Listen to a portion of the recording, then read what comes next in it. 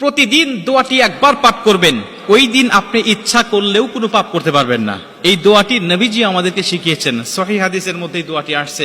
নবীজি বলছে, শয়তান তোমাদের প্রকাশ্য শত্রু, শয়তান তোমাদেরকে যে কোনো ভাবে ধোঁকা দিয়ে বোকা বানিয়ে সে তোমাদেরকে জাহান্নামে নিয়ে যাবে।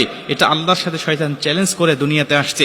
অতএব তোমরা শয়তান থেকে সবসময় আল্লাহ পাকের কাছে পানাহ চাইবে। বান্দা পানাহ চাইতে দেরি হবে, আল্লাহ পাক শয়তান থেকে ওই বান্দাকে পৃথক করতে দেরি করবে না। কারণ আল্লাহ পাকও চান এই বান্দাগুলো জান্নাতে যাক, শয়তান যেন আমার বান্দাকে ধোঁকা দিয়ে বোকা বানাইতে না পারে। এজন্য আপনি এই দোয়াটি পাঠ করবেন। আবু দাউদ শরীফের বর্ণনায় হযরত আমর ইবনে আস রাদিয়াল্লাহু তাআলা আনহু হাদিসটা বর্ণনা করেছেন। তিনি বলছেন, নবীজি আমাদেরকে এই দোয়াটি শিখিয়েছেন আর বলেছেন, তোমরা এই দোয়াটি প্রত্যেকটা দিন যদি একবার করেও পাঠ করতে পারো, তাহলে আল্লাহ পাক ওই দিনের জন্য, ওই দিন এবং ওই রাত 24 ঘন্টার জন্য আল্লাহ তোমাদেরকে শয়তান থেকে পৃথক করে দিবে। শয়তান ওই দিন ওই দোয়াটা পড়ার সঙ্গে সঙ্গে চিৎকার করে বলতে থাকে যে, তুই আজকে সারা দিনের জন্য, সারা রাত্রির জন্য আমার ওয়াসওয়াসা থেকে তুই দূরে চলে গেলি, আমার এরিয়ার, আমার কন্ট্রোলের বাইরে চলে গেলি, আমি তোকে ইচ্ছা করলেও আর ধোঁকা দিতে পারবো না। এজন্য প্রত্যেকটা মুমিনের উচিত হবে এই দোয়াটি শিখে নেওয়া এবং প্রত্যেকটা দিন একবার হলেও পাঠ করা। আল্লাহ রাসূল সাল্লাল্লাহু আলাইহি ওয়াসাল্লাম দোয়াটি বলছেন, আউযু বিল্লাহিল আযীম ওয়া বিওয়াজহিল কারীম ওয়া সুলতানিহিল কাদিম মিনাশ শাইতানির রাজিম। আমি দোয়াটি আবারও বলছি, দোয়াটি সবাই লিখে নেবেন যাতে আপনার ভুল না হয়ে যায়।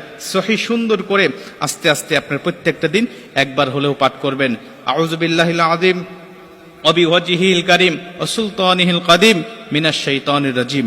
নবীজি বলছে, তুমি এইভাবে আল্লাহ পাকের কাছে এই দোয়াটি পাঠ করে শয়তানের কাছ থেকে তুমি পানাহ চাও, আল্লাহ তোমাকে শয়তান থেকে অবশ্যই পানাহ করে দিবেন এবং শয়তানের ধোঁকা থেকে তুমি মুক্ত হয়ে যাবে। শয়তান তোমাকে ধোঁকা দিতে পারবে না। শোনো, এই শয়তান এমনই শয়তান যে অন্যান্য নবীদেরকেও গুমরাহ করার জন্য সে উঠে পড়ে লেগেছে, কিন্তু আল্লাহ নবীদেরকে স্পেশাল ভাবে প্রোটেক্ট দিয়ে আল্লাহ পাক তাদেরকে হেফাজত করেছে। আপনারা অবশ্যই জানেন, আমাদের আদি পিতা হযরত আদম আলাইহিস সালাতু ওয়াস সালামকে শয়তান ধোঁকা দিয়েছিল।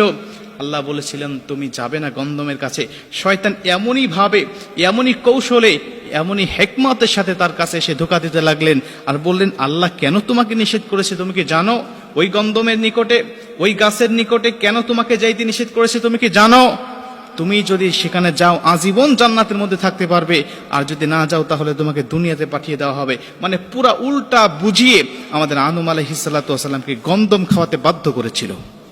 এজন্য আপনাকেও শয়তান আসবে নেক্সট সুরতে ধোঁকা দেওয়ার জন্য, আপনার কাছে আসবে আপনাকে ধোঁকা দিয়ে বোকা বানানোর জন্য, বিভিন্ন ভাবে আপনাকে ইবাদত থেকে মাহরুম করার জন্য, যেন আপনি জান্নাতে না যেতে পারেন।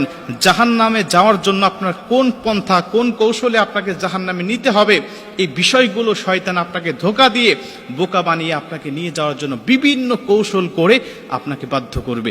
এজন্য আপনি ইচ্ছা করলেও শয়তানের কাছ থেকে বিরত থাকতে পারবেন না, কিন্তু আপনাকে পারার জন্য এই দোয়াগুলো অবশ্যই পাঠ করতে হবে, দোয়াগুলো পড়তে হবে। যদি পড়তে পারেন, আল্লাহ স্বয়ং নিজে শয়তান থেকে আপনাকে প্রোটেক্ট করবেন। আল্লাহ পাক আমাদের সবাইকে এই দোয়াটা পাঠ করার তৌফিক দান করুন।